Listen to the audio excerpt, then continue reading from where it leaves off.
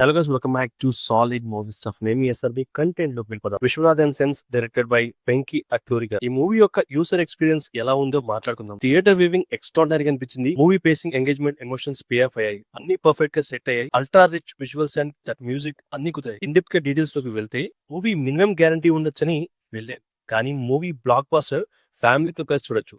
Positives గురించి మాట్లాడుకుంటే మూవీలో ఫన్ ఉంది, కొన్ని సిచ్యువేషనల్ జోక్స్ ఎంటర్టైన్ చేసాయి, ఎమోషన్స్ పర్ఫెక్ట్ గా ల్యాండ్ అయ్యాయి. ఎక్కడ ఇది ఓవర్రా అన్నట్లుగా ఉండదు. మూవీలోని డైలాగ్స్, ఆ రైటింగ్ గురించి ఖచ్చితంగా ప్రత్యేకంగా చెప్పుకోవాలి.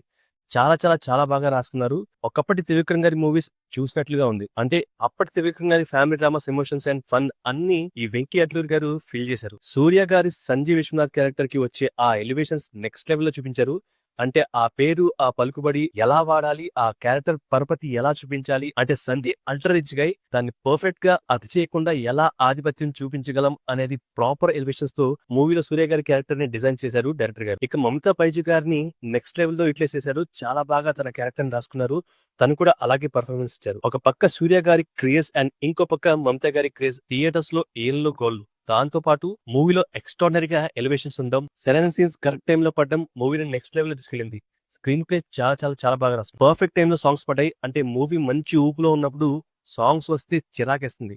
బట్ సరైన టైంలో 2 సాంగ్స్ వైబ్రెంట్ గా అవి మూవీకి ప్లస్ అయ్యేలాగా, ఎస్పెషల్లీ మమతా గారి ఫస్ట్ సాంగ్ చాలా బాగుంది. మ్యూజిక్ బై జీవి ప్రకాష్ గారు నెక్స్ట్ లెవెల్ లో కొట్టారు. బీజియం కూడా చాలా బాగా కొట్టారు. ఇంకా మూవీలో ఫస్ట్ హాఫ్ లో driver scenes, momo scenes, second half లో ఆ బేకరీ సీన్స్ మూవీని అండ్ ఆ క్యారెక్టర్ ని హైప్ చేశాయి. పర్ఫెక్ట్ గా సెట్ అయ్యి ఎలివేషన్స్ నెక్స్ట్ లెవెల్ లో ఉంటాయి. ఇక నెగిటివ్స్ గురించి మాట్లాడుకుంటే పెద్దగా చెప్పుకోవడానికి ఏమీ అనిపించలేదు. మేబీ లెంత్ ఇంకొంచెం పెట్టకపోవడం కావచ్చు. Stories very very simple. Trailer లో చెప్పారనుకుంటా, మనకు ట్రైలర్ గుర్తులేదు, బట్ సింపుల్ స్టోరీ, కానీ స్క్రీన్ ప్లే బాగా డిజైన్ చేశారు. నా వరకు అంతగా నెగిటివ్స్ ఏం లేవు. సో ఓవరాల్ గా మీ మనీ వర్త్ మూవీ ఇది.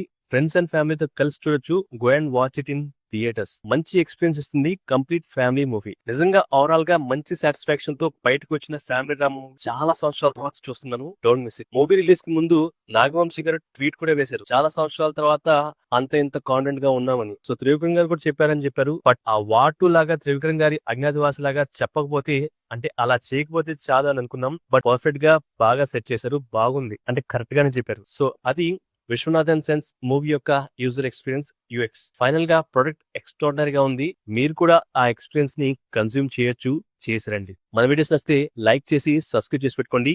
నెక్స్ట్ ఇరుముడి మూవీతో కలుద్దాం. Stay with us, solid movie stuff. Thank you, love you all.